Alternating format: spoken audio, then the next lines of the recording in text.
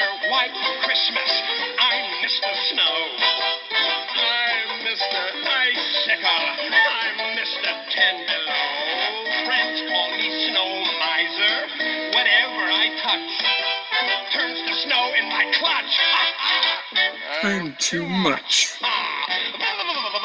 Yes, welcome to my review of a Christmas video game, even though it's only October. It's Toy Shop Trouble for your Atari 2600. And I must say, this is an incredible and underrated homebrew. But there's one major problem that my particular cartridge has, and that's these terrible lines all over the screen. This is not supposed to be how the games is supposed to go. Now, you go about painting these toys. In this case, it was a fire truck.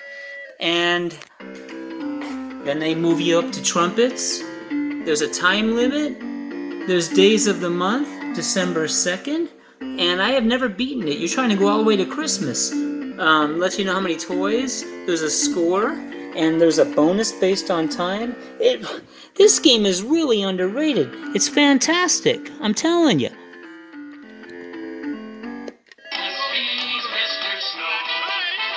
You go over, let's pretend the graphical problems I have here aren't happening. You go over and pick up a paint. I just did yellow for trumpets, and then red. Oh, it's too much. Now we got green for Godzilla. You get this nice in-between screen showing you what's next. And you gotta paint each toy a different color. Godzilla's get green. It's not always the same as far as the layout of what toys. And this trumpet gets yellow. Starts off easy, doesn't it?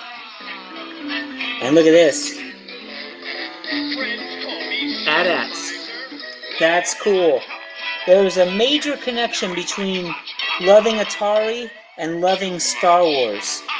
Atari and Beyond is all about that connection. And you guys in Atari and Beyond should feel comfortable posting as much Star Wars as you effing want. Now we have a case of candy canes, red and white. And this is the first time when you have to paint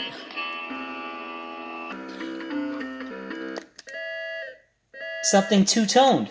So let's say you take your white and you paint these candy canes white.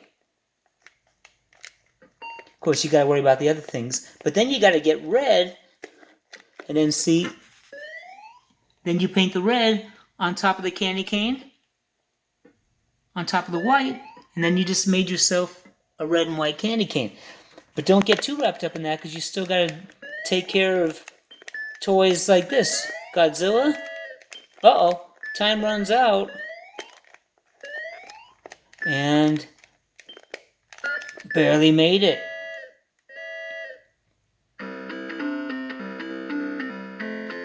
You really want to be careful that you make it on time, because believe it or not, there are elements out there that want to ruin Christmas.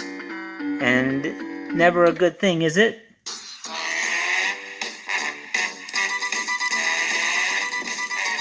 I'm Mr. Green Christmas. I'm Mr. Sun. I'm Mr. Heat Blister. Mr. 101, they call me Heat Miser. Whatever I touch starts to melt in my clutch. I'm too much. So don't let Mr. Heat Miser ruin your Christmas. What's next? See, this is really an outstanding homebrew. I'm surprised it's not talked about more. And what I'd like to ask of you guys, even though I'm in the driver's seat doing a review here, is do any of you have this game on cartridge? I'm not talking about emulation. I'm talking cartridge like I do. And if so, do you have this problem with all these lines? That's not supposed to be there. This is a great looking game. Look at your guy. It's just that, I mean, really great looking game. But this issue I have with this kind of screen interference stuff makes it bad.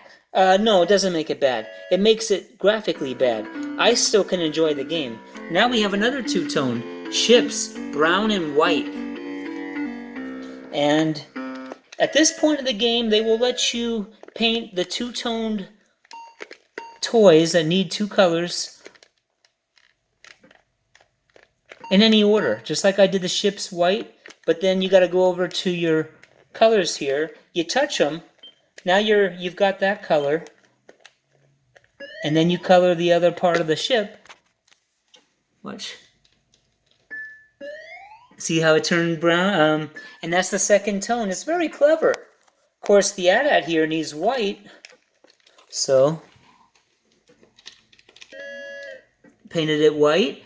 Uh-oh, got the wrong color on that trumpet. You can correct that. Get over to your yellow, right there, and get over to that trumpet. Oh! And that is what happens when you cannot make the completion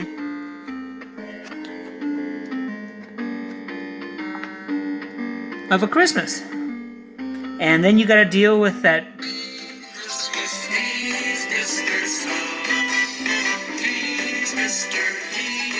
angry heat miser ruining your Christmas.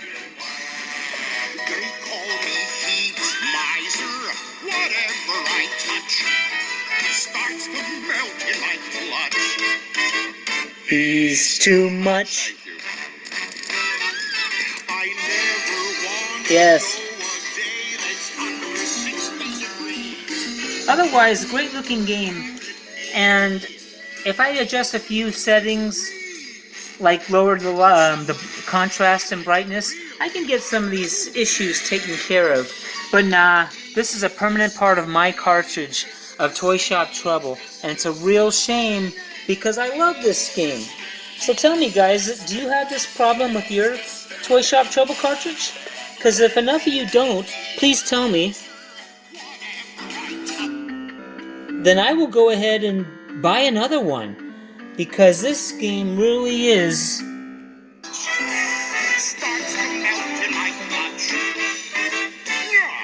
too much.